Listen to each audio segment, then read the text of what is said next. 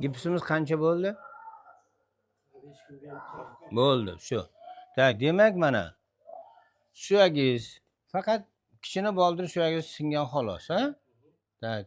Katta suyagimiz asosiy bizda ko'taraveradigan nagruzka faqat mana shunga tushadi. Bunga tushmaydi. Tushundingizmi? Kichkinaga tushmaydi. O'shaning uchun preizolirованных deyapti. Переломных малоберцовой кости гипсовая повязка накладывается на 4 недели. 4 hafta. Tushundingizmi? Sizniki 6 haftadan oshyapti. Tushundingizmi? Demak, biz o'shanga 2 hafta qo'shib qo'ydik. Sabab mana sal yoniga askolka qochgani uchun. Demak, siz полный nagruzka bilan yurishga haqlisiz hozir. Tushundingizmi? Borib vanna qilib, oyoqlarni massaj qilib, polni bosib yuraverasiz.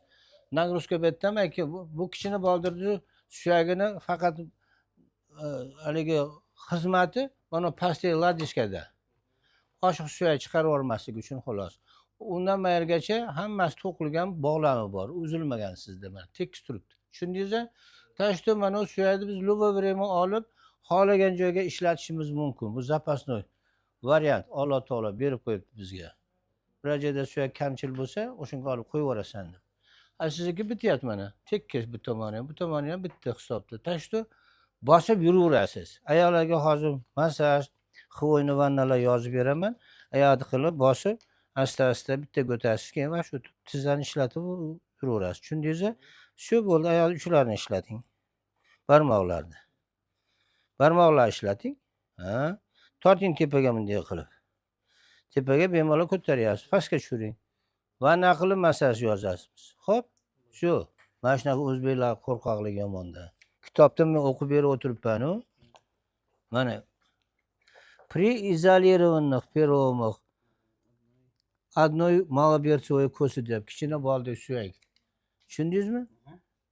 Накладывается U-образная, biz sirkularni gips qo'ydik.